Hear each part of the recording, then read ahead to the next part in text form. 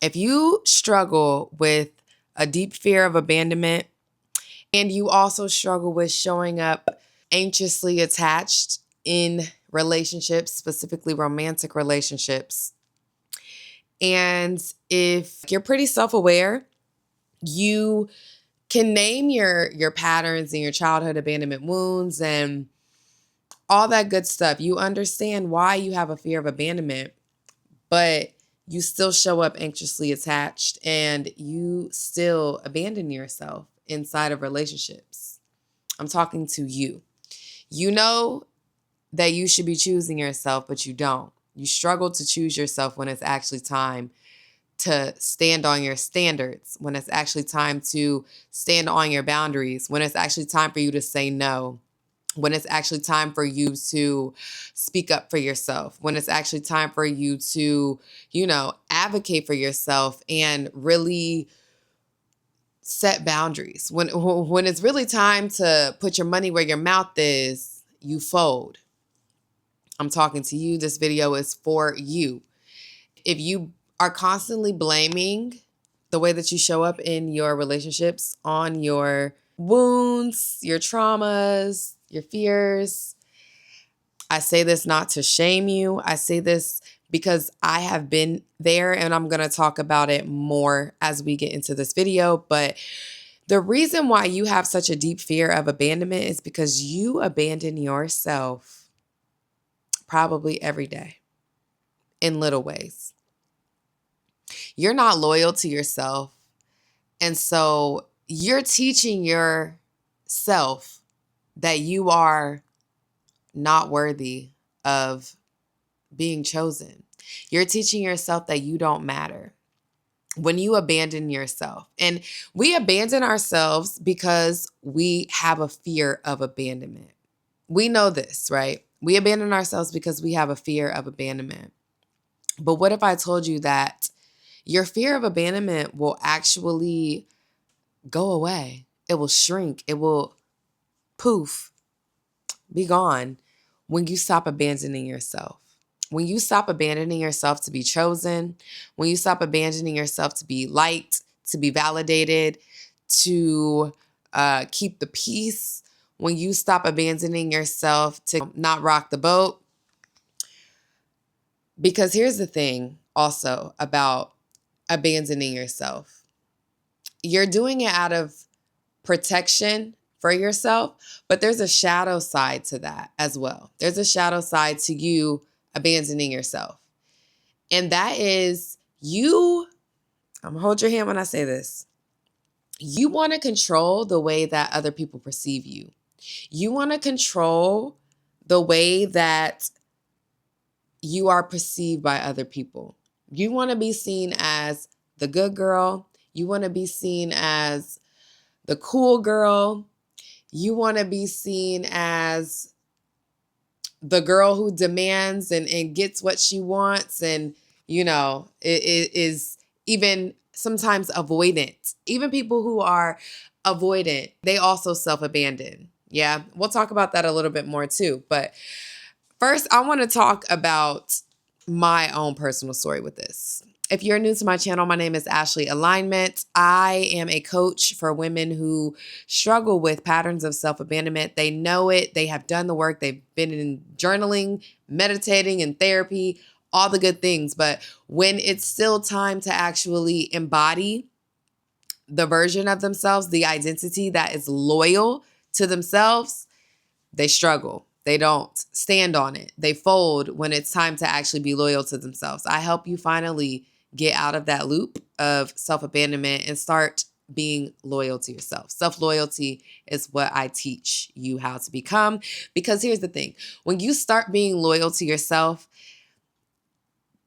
people around you will start being loyal to you. And you will not tolerate anything less than loyalty. You will not tolerate, because here's the thing.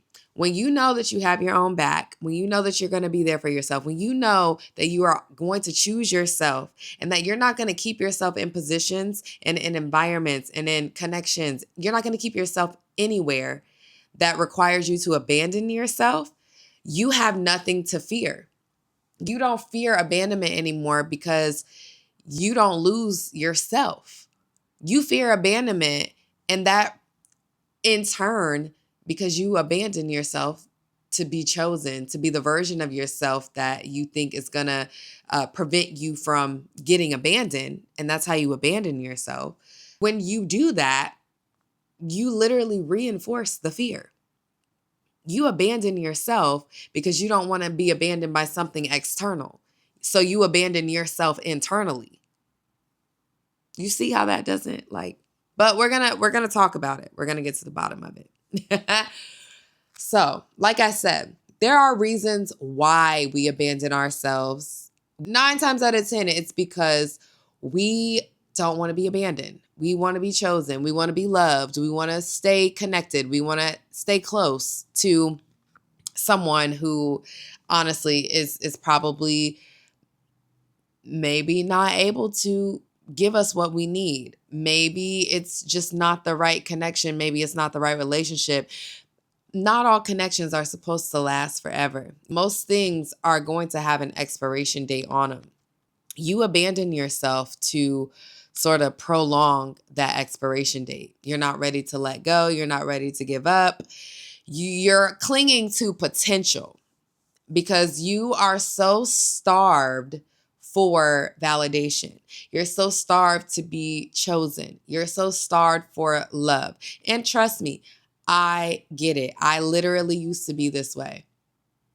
I abandoned myself. I was a person who tried to fix the people that I was connected to in relationship with. I was emotionally unavailable. I didn't realize I was emotionally unavailable, but I constantly projected onto the people I was dealing with that, they were emotionally unavailable. They needed to heal. They needed to do this and that and the third. And I had all the empathy and all the compassion, all the understanding for this other person. Meanwhile, I'm staying in this connection. I'm unfulfilled. My needs aren't being met. My wants and desires aren't even really being met. But being in that connection allowed me to remain emotionally unavailable to myself, aka abandoning myself. But because this partner externally, I could see them that they were emotionally unavailable, that I was afraid of them abandoning me because they would show little signs of not being loyal to me.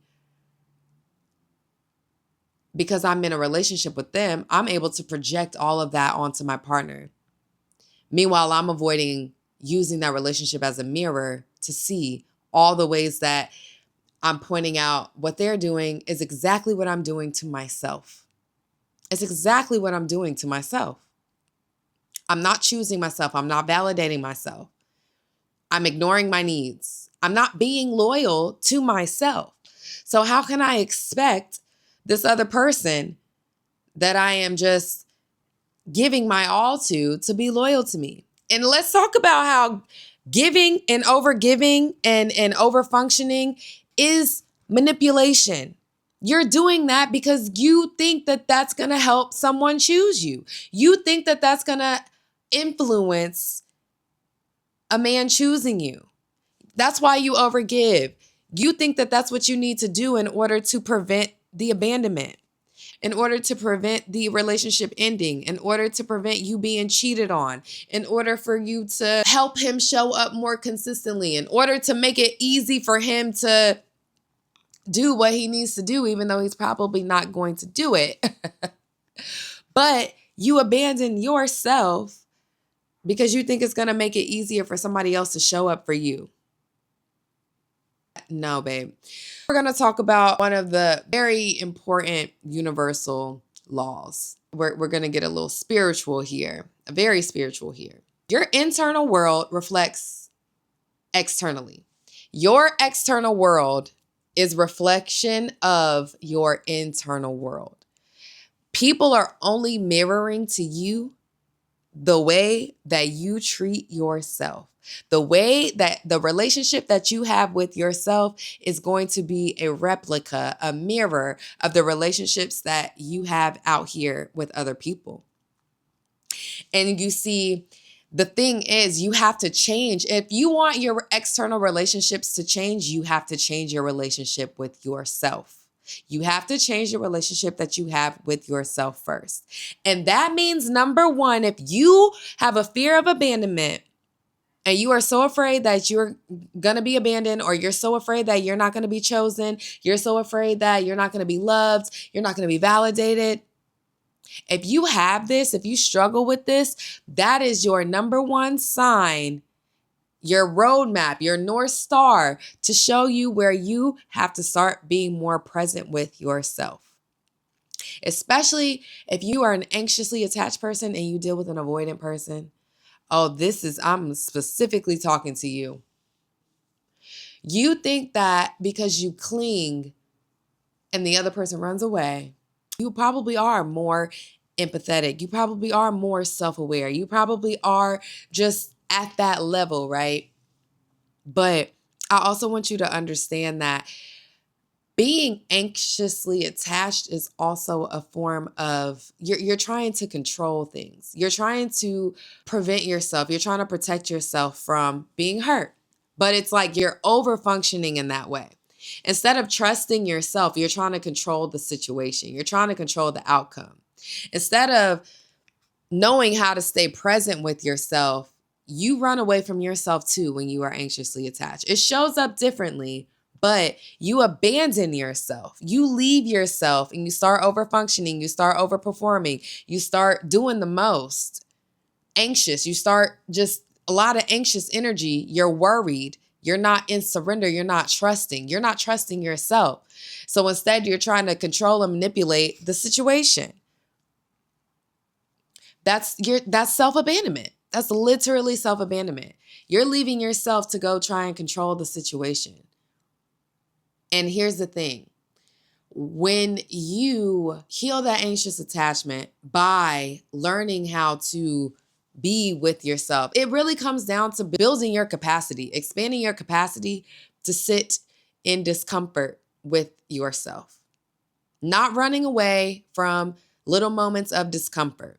If you abandon yourself in relationships, I can almost guarantee you abandon yourself in other ways. You don't keep promises to yourself. You don't keep commitments to yourself. You make excuses for yourself. You don't show up for yourself in the ways that you think you do. Your self-concept, the way that you see yourself, might not actually match your actual actions.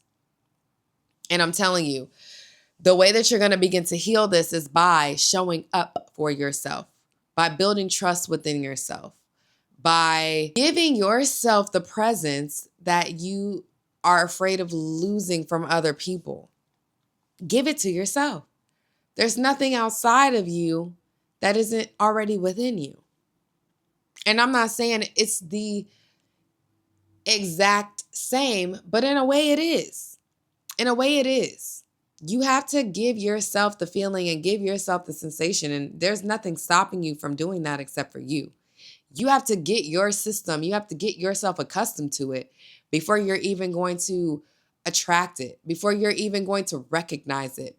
You're going to keep tolerating the same stuff if you don't learn how to be present with yourself, if you don't learn how to stay with yourself in the discomfort.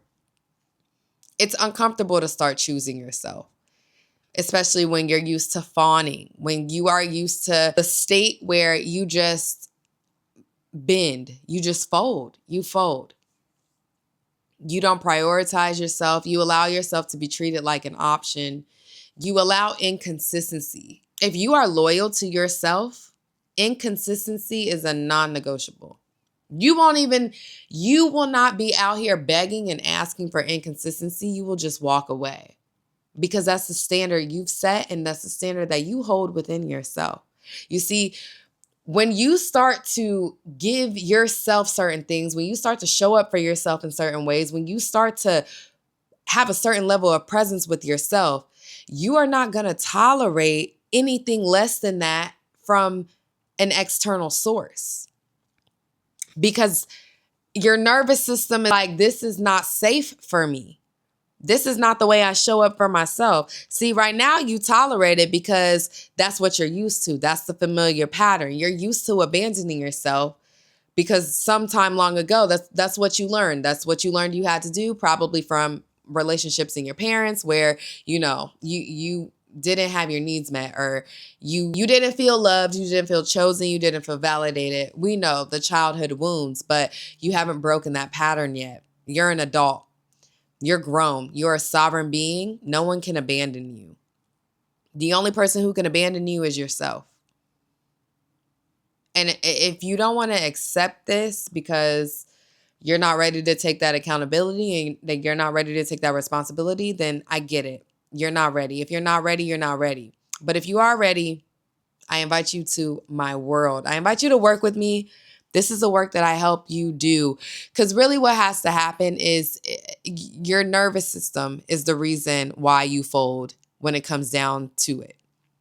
You have to train yourself. You have to literally learn how to sit in discomfort. Doing your shadow work is going to help you start to do this. When you start to look at the parts of yourself that you don't really like about yourself, but are the truth, but are like where you are right now, as you are on this journey towards being completely sovereign, being completely in your power, and being a internal match for the love, relationships, the career, whatever you want out here.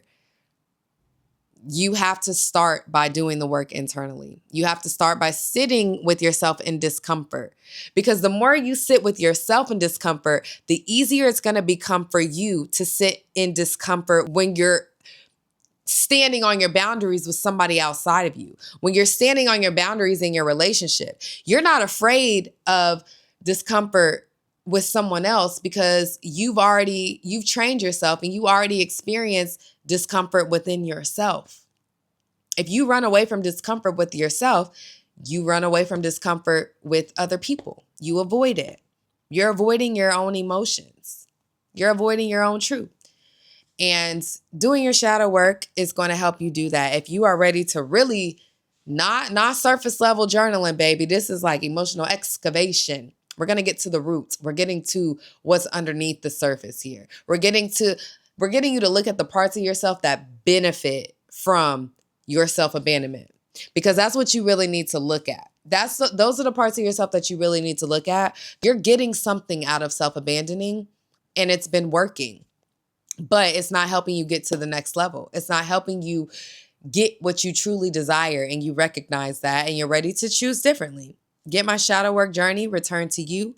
The link is in the description. If you're just getting started on this work and you're like, whoa, like shadow work, what are you talking about? I just realized that I abandoned myself. Get my shadow work initiation, self-loyalty edition. That's also in the bio. And if you're ready for one-on-one coaching, if you're really ready to stop this pattern and learn how to sit with the discomfort within yourself so that you can learn how to sit with this discomfort with other people, because discomfort is okay. That's where growth happens. Growth is not comfortable, but you have to start learning how to speak up for yourself, learning how to advocate for yourself, and learning how to be loyal for yourself. People respect people who are loyal to themselves. They do. People don't respect people who have no boundaries, who have no standards, who let people walk all over them. So of course you're going to keep attracting and accepting and tolerating people who don't respect you because you don't respect yourself. You have to start respecting yourself. You have to start being loyal to yourself. That's the only way it's going to change. And I say this as someone who is still working on this. I recently walked away from a relationship that was the best dating experience I've had yet, as a person who has had a lifelong pattern of self-abandonment. You know how hard it was for me to walk away from that? Everything was great on paper, but I recognized that he did not have the emotional capacity to match me. We were not equally yoked in the way that that's really important value to me. And I couldn't just fold on that. But he was fine as, oh my gosh, he was beautiful. He was rich. He was really like, we got along great. We had a great time together. I tell you, like everything, we had great chemistry. Like so many boxes were checked. But at the end of the day, his capacity didn't feel like it was right for me. It just didn't feel right for me. And it was hard for me to walk away from that. It was hard for me to walk away. But really what happened was he didn't have the capacity to go where I was ready to go with him. Like, I'm ready to go all the way. And that requires accountability. Being in a relationship with me, number one, requires accountability because I hold myself accountable. And I noticed he was like being a little inconsistent. And of course, like, I brought this up very kindly. I'm a very kind, soft, like, I'm stern, I'm strong, I'm firm, but I'm very soft and kind in my delivery. I highlighted the inconsistencies, and it was just like he was defensive about it. Like, he apologized, but he was also very defensive about it. And I was like, I don't like that, because that tells me that you're really struggling here to take accountability. You know, he didn't really want to take the accountability. And to be honest, I also just didn't like the inconsistency to begin with. I didn't like the inconsistency to begin with. It's like he would say he was going to do something, but didn't do it, didn't actually follow through. And I picked up on that pattern, and it became a pattern. And when I brought it up, like I said, he made excuses for it at first. He was defensive at first. He eventually did kind of apologize, but by the time it got around to the apology, I was just kind of like, I wasn't feeling it no more. And then I went back and forth a little bit, like, this is kind of a hard decision because I see so much potential here, but the inconsistency thing really turns me off. It really turns me off because I'm very consistent. I show up very consistently. I'm not, if I say I'm going to do something, if I'm loyal. I really am, because that's how I show up for myself. Am I perfect? No. But I do care to be consistent. And if I'm not, I will take accountability for that.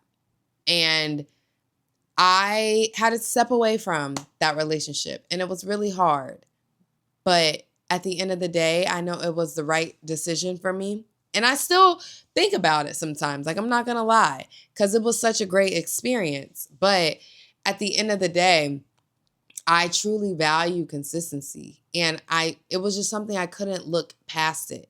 And I didn't want to abandon myself for that anymore, because I had already been silent about it for a little while. And then when I finally decided to speak up, it was like a few weeks after I had even first started noticing it. So that was really hard, but I spoke up, and I just didn't really like the way that the situation was handled. And there were some other things in there too that kind of added on to that. I'm leaving out a little bit of details, but that was essentially what it came down to. Was I noticed his inconsistency. I didn't like it. I brought it up.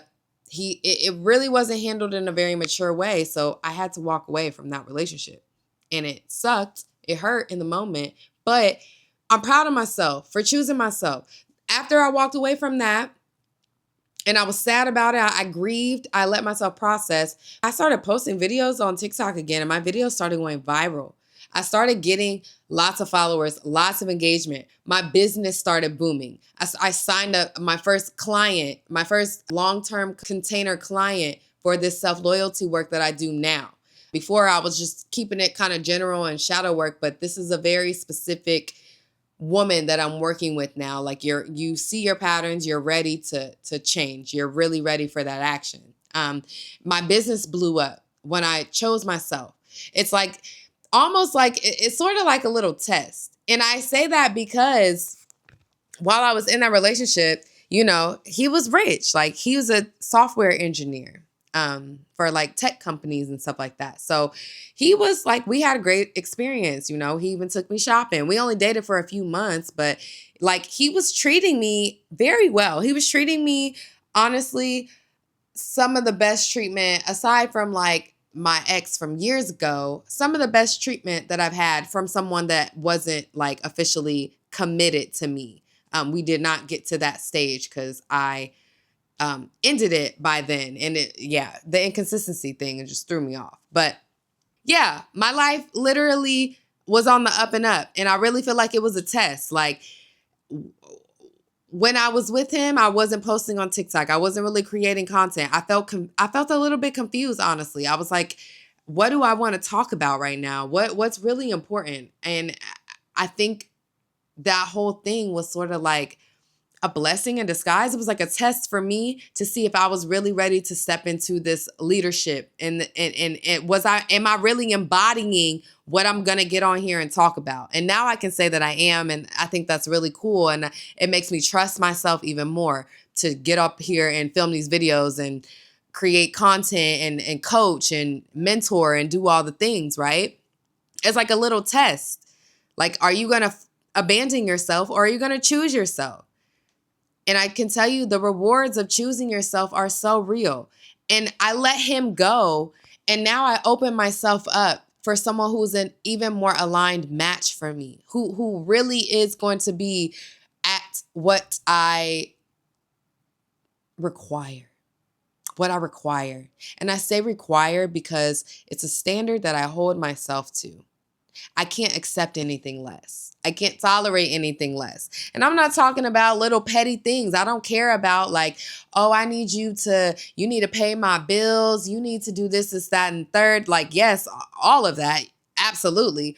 But that's not even my bare minimum. My bare minimum has more to do with the internal and the way that you show up. It has more to do with your capacity. That's what really is my real standard. It's your capacity. How much work have you done? How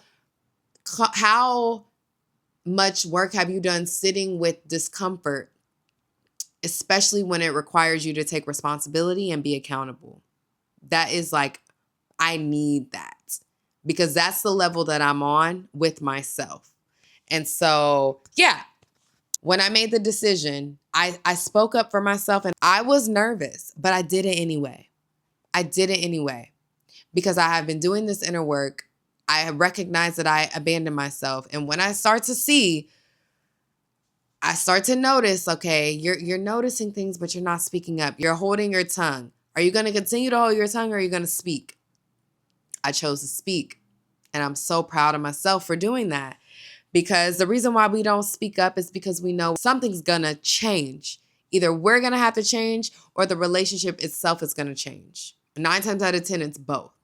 So you have to be ready. You got to start building your capacity. You got to start showing up for yourself. And the more that you show up for yourself, the easier it's going to be for you to show up and advocate for yourself when it comes to dealing with other people. You're not going to tolerate it. And you're not going to feel like you're missing out on something that you have to let go of because it's not aligned. If it's not aligned, are you really missing anything? It was either a catalyst, it was something to teach you, give you some wisdom, give you a lesson, teach you more about yourself. Like, not everything is going to last forever. And we have to be okay with letting things go in the name of choosing ourselves. Because the things that are really for us will not ask us or not require us to abandon ourselves. They won't. It won't require you to do that. If you are in alignment, especially because you're not going to accept anything that requires you to abandon yourself. So you're not going to even allow that to unfold in your reality. You see what I mean? Self-loyalty. And it starts with feeling all the feelings that you've been avoiding, feeling all the feelings that you've been running from, the truth about yourself that you've been running from. You have to let yourself feel those things. You have to let yourself sit with those feelings and process. And the more that you do that, you build your internal capacity. You rewire your nervous system to show yourself that you can stay present with yourself in discomfort, that you will not abandon yourself. You will never abandon yourself. You're always going to stay with yourself. You're always going to love yourself. You're always going to choose yourself. You're always going to value yourself. You're always going to embody your worth. And when you know that, and when you show your nervous system that you are safe within yourself, you will not be afraid of anything external abandoning you. You will not be afraid of anybody leaving you. Why would you? So I'm going to end it there. Tap in with me. I loved making this video. It was just off the cuff, off the riff. I hope it resonates with you. I don't say anything that I say to shame you. I say it to wake you up. If you're here, you clicked on this video, you're already waking up. I'm trying to shake you even more. Tap in with me. I'm here to help you get to a identity, nervous system that is self-loyal. So, this was Actualize with Ashley podcast with Ashley Alignment. Your girl, follow me on TikTok, follow me on Instagram. I'm Ashley Alignment. If you sign up for any of my digital downloads, freebies, etc., you'll get added to my email list. I am also coming out with a challenge. I don't even know if I'm going to call it a challenge yet, but it's going to be 7 days of activation, helping you break self-abandonment patterns, helping you break self-abandonment patterns in real time. I'm talking real shifts that are going to happen within this 7-day, period. Within this 7-day period, you're going to have some beautiful, beautiful shifts into self-loyalty, and I can't wait. If you're interested in that, definitely tap in with me, follow me, get on my email list simply just by signing up for one of my freebies. Download one of my freebies, you'll get added to my list.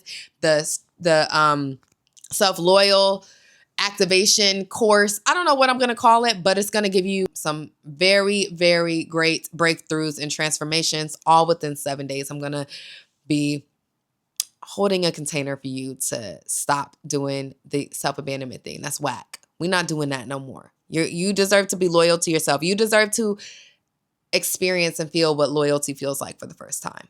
You deserve that. Yeah. And you can start by being loyal to yourself. So I love you so much. Thank you for tapping in with me. This has been Actualize with Ashley Alignment. That's me.